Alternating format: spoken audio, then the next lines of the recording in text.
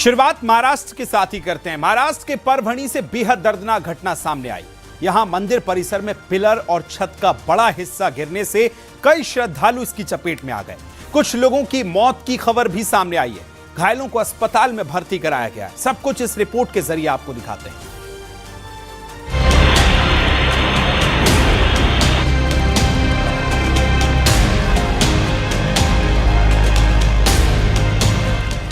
महाराष्ट्र के परभणी में बड़ा हादसा।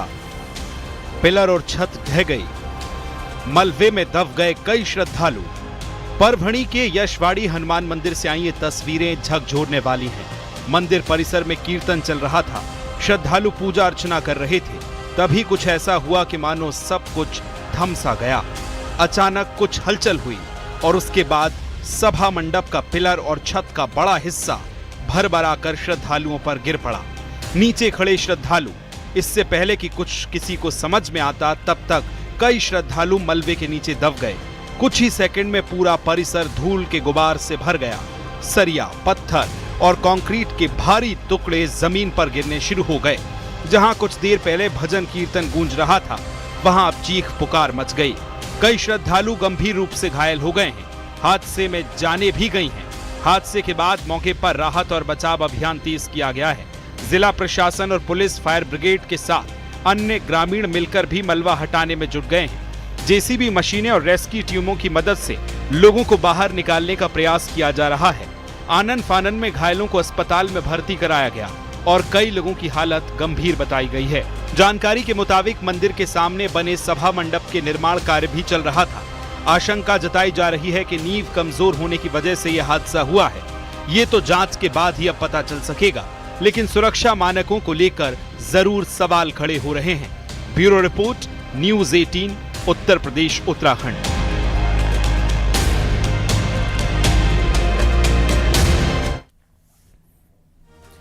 आईआईटी बॉम्बे कैंपस में अचानक से तेंदुआ घुस आया, जहां उसकी नजर कुत्ते पर पड़ गई और वो उसे दबोच ले गया। रिपोर्ट में दिखाते हैं।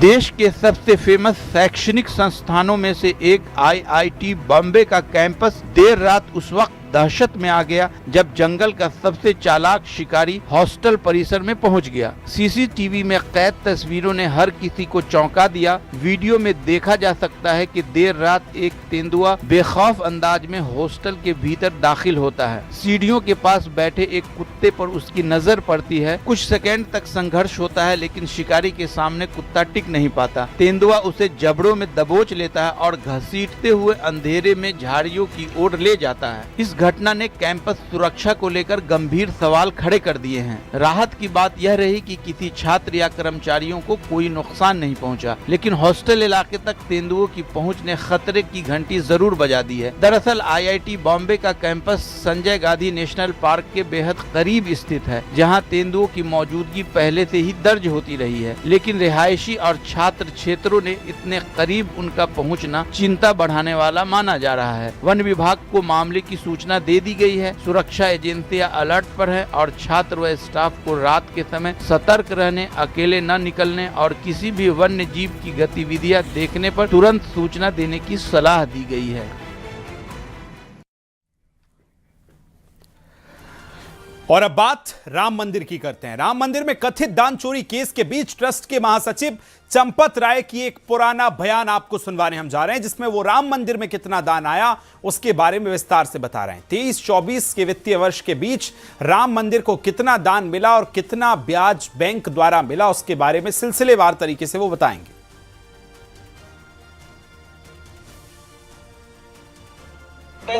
जो भगवान के सामने हुंडी रखी रहती है, उसमें 24 करोड़ 50 लाख रुपया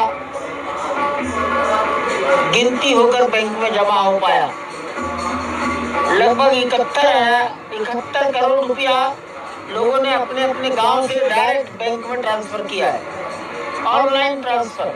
23-24 वित्त वर्ष में 10 करोड़ 43 लाख रुपया 31 मार्च के पहले आया है। बैंक में जो ब्याज रहता है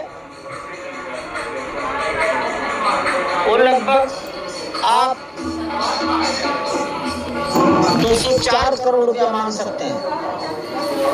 अर्थात 2023-24 फाइनेंशियल ईयर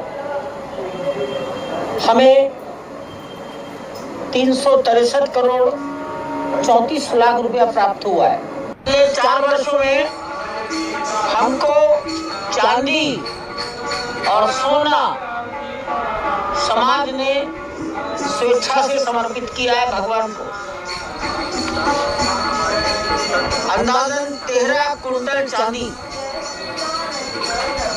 और 20 किलो सोना। कानपुर देहात पुलिस ने बोतल बाबा और हरिओम महाराज को गिरफ्तार कर लिया, जो चमत्कार करने का दावा करता था। पुलिस ने उसके सहयोगी को भी दबोचा है।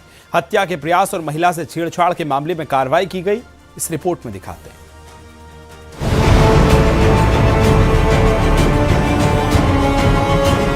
बाबा के कारनामे का भंडाफोड़,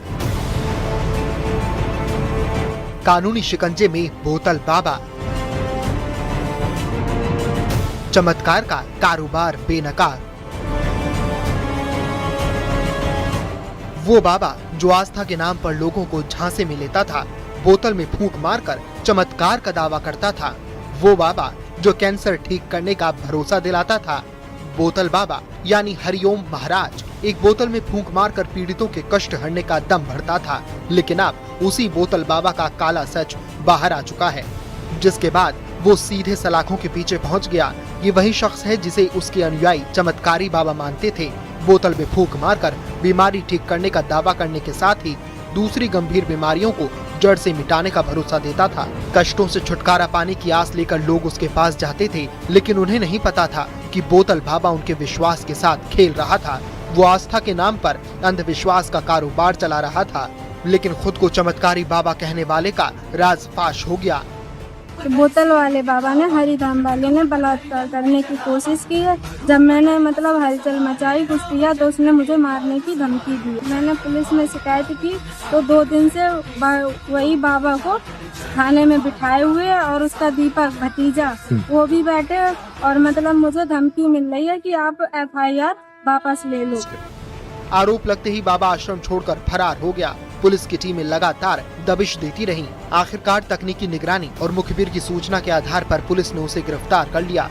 देवराहट के हरिधाम आश्रम में ये चमत्कार का खेल चल रहा था, जहां दूर दूर से लोग इलाज की उम्मीद में पहुंचते थे। लेकिन इसी आश्रम में एक महिला के साथ हुई वो वारदात हरिओम महाराज के पूरे खेल को ही सामने ला दिया।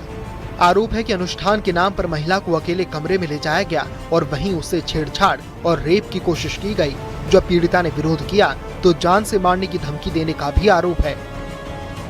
सारे झूठे लांछन तो सनातनियों पर सदा लगते चले आए और लग रहे हैं। सनातन को पहले से उंगली उठाई जा रही है सभी बाबाओं पर। कोई नया कार्य नहीं हो रहा है और ये सब झूठे आरोप हैं जितने हैं।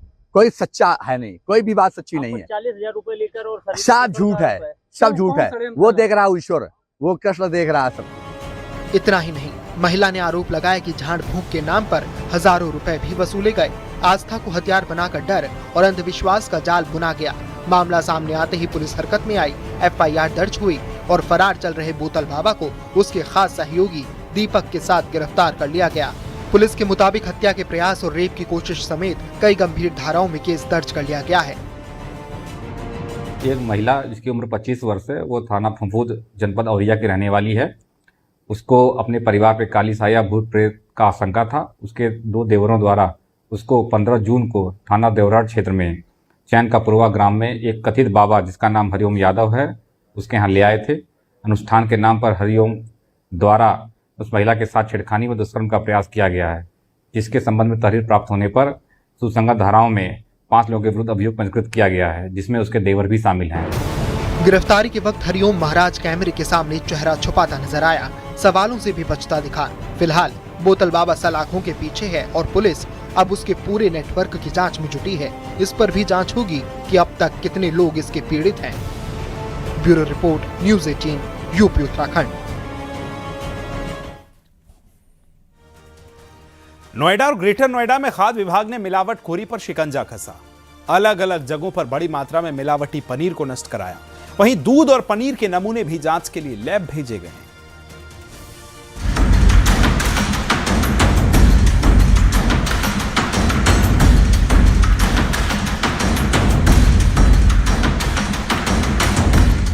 मिलावटखोरी पर एक्शन। पनीर में मिलावट का बड़ा खेद। 300 किलो पनीर नष्ट कराया गया। कहीं आपके घर में मिलावट वाला पनीर तो नहीं पहुंच रहा? कहीं आपकी सेहत से खिलवाड़ तो नहीं हो रहा?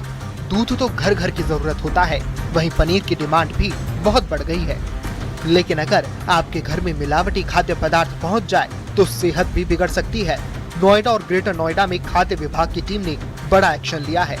मिलावट के खिलाफ चलाए जा रहे अभियान में खाद्य विभाग की टीम अलग अलग डेयरियों और थोक विक्रेताओं तक पहुंची। जांच हुई, नमूने लिए गए और जब पनीर संदिग्ध मिला तो उसे मौके पर ही नष्ट करा दिया गया। ग्रेटर नोएडा के हल्द्वानी गांव में एक डेयरी से करीब 100 किलो पनीर को नष्ट कराया गया, जिस पर मिलावट की आशंका जताई गई। कार्रवाई यहीं नहीं रुकी, नोएडा के सेक्टर 15 की डेयरी पर भी खाद्य विभाग की टीम पहुंची। यहाँ भी करीब 200 किलो पनीर ऐसा मिला जो खाने लायक नहीं था, उसमें बदबू भी आ रही थी। देखते ही देखते पूरा स्टॉक कूड़े में डाला गया। वहीं नोएडा सेक्टर 65 की खाद्य उत्पाद की कंपनी में छापा मारा गया, जहां दूध और पनीर संदिग्ध पाए गए। बाद में नमूने लेकर जांच के लिए लैब में भेजे गए। कुल 5 नमूनों की रिपोर्ट का इंतजार है और अगर लैब जांच में मिलावट की पुष्टि होती है तो कानूनी कार्रवाई तय है। तो सुरक्षित एवं गुणवत्तायुक्त खाद्य सामग्री उपलब्ध कराने के उद्देश्य से खाद्य सुरक्षा औषध प्रशासन विभाग की टीमें लगातार कार्रवाई कर रही हैं। इसी श्रृंखला में 18 और 19 जून को अभी तक खाद्य पदार्थ, दुग्ध एवं दुग्ध उत्पादों के 12 नमूने संग्रहित किए जा चुके हैं और प्रथम दृष्टया लगभग 300 किलोग्राम पनीर, जो कि मानव उपभोग के लिए अनुपयुक्त प्रतीत हुआ था, उसका विनिष्टीकरण भी कराया। सवाल है कि आखिर मिलावट का ये खेल कहां-कहां चल रहा है। मुनाफे के लालच में मिलावटखोर लोगों की सेहत को दांव पर लगाने से भी नहीं चूक रहे। ऐसे में बेहद सतर्क रहने की जरूरत है। फिलहाल खाद्य विभाग का दावा है कि अभियान लगातार जारी रहेगा और मिलावटखोरों के खिलाफ कोई नरमी नहीं बरती जाएगी। Bureau report, news 18, UP Uttarakhand.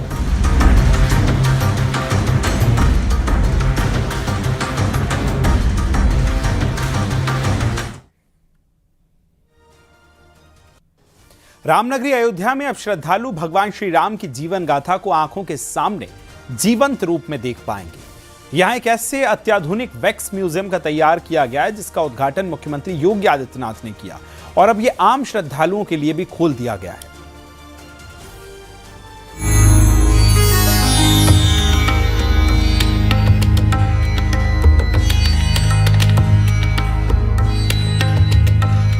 Ramnagari Ayodhya में जहां कण कण श्री राम की गाथा कहता है, हर सांस में राम का नाम बसता है, उसी राम कथा को एक नए अंदाज में जीवित किया गया है वैक्स म्यूजियम में। राम की मर्यादा, सीता की शक्ति, बजरंगबली हनुमान की भक्ति और रामायण की अमर गाथा अब अयोध्या में एक नई भव्यता के साथ जीवित हो चुकी है। भगवान राम के आदर्श, उनके त्याग और मर्यादा की कहानी वैक्स म्यूजियम के जरिए दिखाने की कोशिश की गई है। मुख्यमंत्री योगी आदित्यनाथ ने इस वैक्स म्यूजियम का उद्घाटन किया था और अब ये श्रद्धालुओं के लिए खोल दिया गया है। रामनगरी में बना ये अत्याधुनिक वैक्स म्यूजियम श्रद्धालुओं को प्रभु श्री राम के जीवन के उन प्रसंगों से रूबरू कराता है जिन्हें अब तक उन्होंने केवल कथाओं और टीवी स्क्रीन पर ही देखा और सुना था। करीब 10,000 स्क्वायर फीट में फैले इस अत्याधुनिक म्यूजियम में रामायण के अहम प्रसंगों को दर्शाया गया है। 14 वर्षों का वनवास, त्याग, तपस्या और मर्यादा की वो गाथा जिसने श्री राम को केवल एक राजा नहीं बल्कि मर्यादा पुरुषोत्तम बनाया। वैक्स म्यूजियम में वनवास से जुड़े प्रसंगों को विस्तार दिया गया है ताकि हर श्रद्धालु श्री राम के मूल्यों को करीब से महसूस कर सके। ये झांकियाँ बहुत खूबसूरत और मार्मिक है।